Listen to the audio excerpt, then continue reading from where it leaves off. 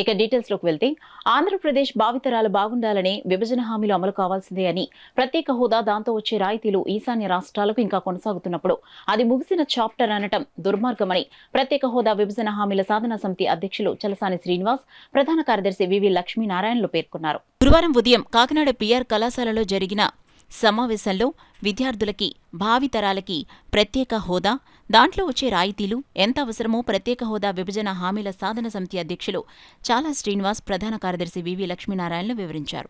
అలాగే విద్యార్థులు ముఖ్యంగా దృష్టి పెట్టాల్సిన విషయాలు పర్సనాలిటీ డెవలప్మెంట్పై కూడా విద్యార్థులకు సూచనలిచ్చారు. 2019కు ముందు కంటే తర్వాతనే ప్రత్యేక హోదా విభజన హామీల కోసం ఉద్యమం గట్టిగా చేశామని, అయితే మేజర్ మీడియాలో రాకపోయినా ఉద్యమం ఆపినట్లు కాదని, గల్లీ నుంచి ఢిల్లీ వరకు వందలాది కార్యక్రమాలు చేపట్టామని చలసాని శ్రీనివాస్ అన్నారు. కేంద్రంలో ఉన్న ప్రభుత్వం ఆంధ్రప్రదేశ్కి నమ్మకద్రోహం చేసిందని, గత 9 బడ్జెట్లో మోసాన్ని మిగిల్చిందని, ఈ బడ్జెట్లో కూడా పెద్దగా చేసేది లేదని, దీని మీద ఎంపీలే ఢిల్లీలో పోరాడాలని అన్నారు. డిసెంబర్ 7, 8, 9 తారీఖుల్లో ఢిల్లీలో ప్రత్యేక హామీల సాధన సమితి ధర్నాలతో సహా అనేక కార్యక్రమాలు చేపట్టిందని, ఈ ప్రస్తుత ప్రభుత్వానికి ఆఖరి పార్లమెంట్ సమావేశాలు కాబట్టి ప్రతి ఒక్కరిలో కూడా పార్లమెంట్లో దీన్ని లేవనెత్తాలని, లేకపోతే ఆంధ్ర ద్రోహులుగా మిగిలిపోతారని అన్నారు. గత 6 సంవత్సరాలుగా హోదా పేరు ఎత్తని వారు కూడా ఈ మధ్యన ఉద్యమాల్లోకి రావడం హర్షణీయమని, అందరితో కలిసి ప్రత్యేక హోదా సాధించుకోవాలని, అంతే తప్ప దీని రాజకీయాలకు వాడుకోవద్దని సూచించారు. ఆత్మత్యాగం చేసిన వాళ్లందరికీ నివాళులర్పిస్తూ వాళ్లు త్యాగం చేసింది మీలాంటి భావితరాల కోసమేనని అన్నారు. సమావేశంలో పిఆర్ కళాశాల ప్రిన్సిపల్ తిరుపాన్యం, వైస్ ప్రిన్సిపల్ ఆంజనేయులు, అలాగే పూర్వ కళాశాల విద్యార్థులు మరియు విద్యార్థి జేఏసీ నాయకులు పి బుల్లిరాజు, రవితేజ, చెన్నై నుంచి వచ్చిన శివరావు ఇతరులు పాల్గొన్నారు.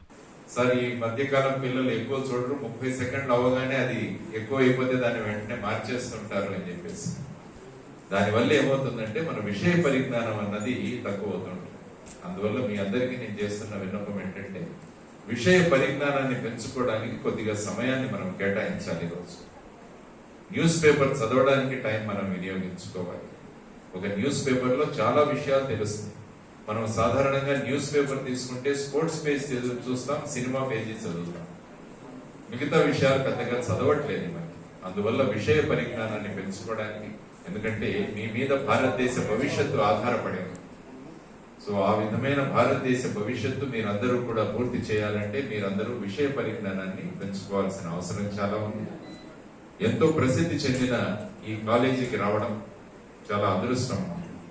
ఎందుకంటే 1853వ సంవత్సరంలో అనుకుంటాను ఇది ఒక స్కూల్ గా ప్రారంభించబడింది. ఆ తర్వాత 1887లో ఇది కాలేజీగా మారింది. అప్పటి నుంచి ఈ కాలేజీ ఎంతో మంది గొప్ప వ్యక్తులని సమాజానికి అందించిన ఒక విశిష్టమైన కాలేజీ. ఆంధ్రప్రదేశ్ గురించి చెప్పుకోవాలన్నా, భారతదేశంలో విద్యా విధానం గురించి చెప్పుకోవాలన్నా కూడా మన ఈ కాలేజీ యొక్క పేరు అందరికీ తెలిసింది. ఖచ్చితంగా పెద్దవాళ్లలో నలుగురిలో కనీసం ముగ్గురైనా ఈ కాలేజీలో చదివిన వాళ్ళుగా ఉంటారు. అటువంటి కాలేజీకి ఈరోజు ప్రిన్సిపల్ గారిని, వైస్ ప్రిన్సిపల్ గారిని కలవడం, కాలేజీ విషయాలు తెలుసుకోవడం చాలా అదృష్టం.